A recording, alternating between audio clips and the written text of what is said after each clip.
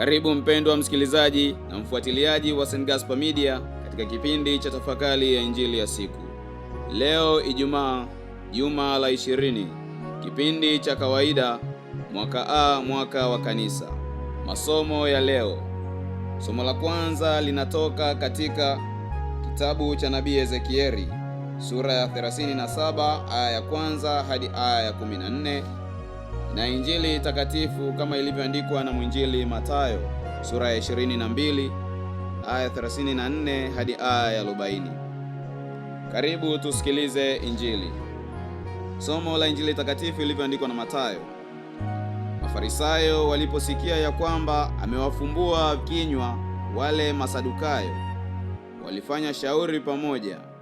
Mmoja wao, mwanasheria, akamuuliza akimjaribu, "Mwalimu, katika Torati ni amri ipi iliyo kuu?" Akamwambia, "Mpende Bwana Mungu wako kwa moyo wako wote, na kwa roho yako yote, na kwa akili zako zote. Hii ndiyo amri iliyo kuu, tena ni ya kwanza. Na ya pili yafanana nayo ni hii: mpende jirani yako kama nafsi yako. Katika amri hizi mbili hutegemea Torati yote na manabii." Neno la Bwana. Sifa kwako Kristo.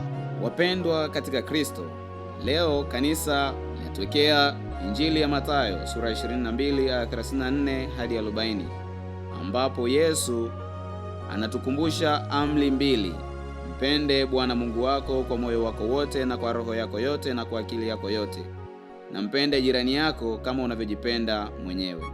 Wakati huo huo, kanisa linaadhimisha kumbukumbu ya Mtakatifu Pio wa 10, Papa aliyefahamika kwa kauli mbiu yake, kuvifanya vitu vyote vifanywe upya katika Kristo. Hivyo liturujia ya leo inatualika kuona kwamba upya wa maisha ya Kikristo huanza na upendo wa kweli kwa Mungu unaozaa upendo kwa jirani.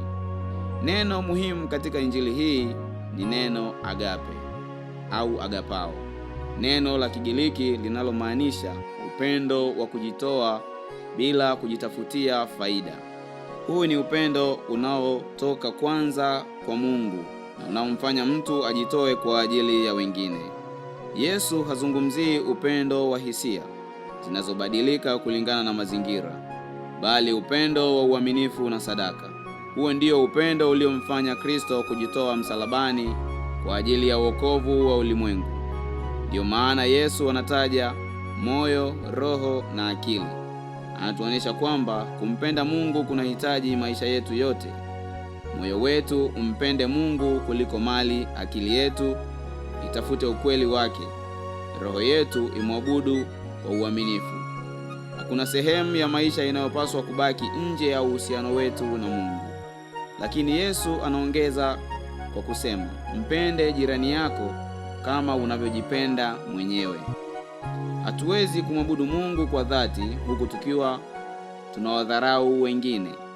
Upendo kwa Mungu unaonekana katika namna tunavyowahudumia maskini, tunavyosamehe waliotukosea, tunavyotetea haki na kuheshimu utu wa kila mwanadamu. Hapo ndipo ibada yetu inakuwa ya kweli. Papa Benedikto wa 16 katika waraka wake Deus Caritatis Est anasema kwamba upendo kwa Mungu na upendo kwa jirani ni amri moja isiyoweza kutenganishwa. Aidha, Katekisimu ya Kanisa Katoliki namba 1822 hadi 1829 inafundisha kwamba upendo ni fadhila kuu inayovipa uhai na ukamilifu fadhila zote nyingine. Sala, sadaka na ibada zetu hupata maana kamili pale zinapofanywa kwa upendo. Leo tunapomkumbuka Mtakatifu Pius wa 10, tunaona mafundisho haya yakidhihirika katika maisha yake. Akiwa papa, hakutafuta utukufu wake binafsi, bali alitaka watu wote wamrudie Kristo. Alihamasisha waamini kushiriki Ekaristi mara kwa mara, na hata watoto kupokea komunio ya kwanza mapema, kwa sababu aliamini kwamba Yesu katika Ekaristi ndiye anayekuza upendo wa kweli ndani ya moyo wa mwanadamu.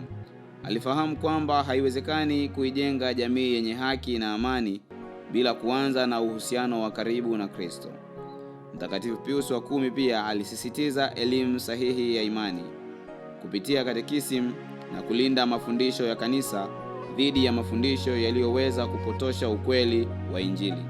Alielewa kwamba kumpenda Mungu kunamaanisha pia kuupenda ukweli wake na kuurithisha kwa uaminifu. Katika dunia ya leo iliyojaa ubinafsi, migawanyiko, chuki, tamaa ya mali, Injili hii inatualika kufanya uchunguzi wa dhamiri zetu. Je, Mungu bado ndiye kipaumbele cha maisha yangu? Je, upendo wangu kwa Mungu unaonekana katika namna ninavyowatendea watu wa familia yangu, jirani zangu, maskini na hata wale wanaonipinga? Je, ninakuwa chombo cha amani au chanzo cha migawanyiko? Kama Mtakatifu Pius wa 10, nasi tunaitwa kuifanya upya dunia katika Kristo. Lakini upya huo hauanzi kwa kubadili wengine. Unaanza kwa kubadili mioyo yetu kwa upendo wa Mungu. Tukimruhusu Kristo atawale mioyo yetu, tutakuwa na uwezo wa kuwapenda wengine kwa upendo wa agape, upendo wa kujitoa usio na ubaguzi. Ninakushukuru kwa kutafakari pamoja nami Injili ya leo. Niliyekuletea tafakari hii ni mimi Fratelli Emmanuel Bija wa shirika la misionari wa damu takatifu ya Yesu kutoka seminari kuu ya Mtakatifu Gaspari del Bufalo, Kola, Morogoro. Itukuzwe damu ya Kristo.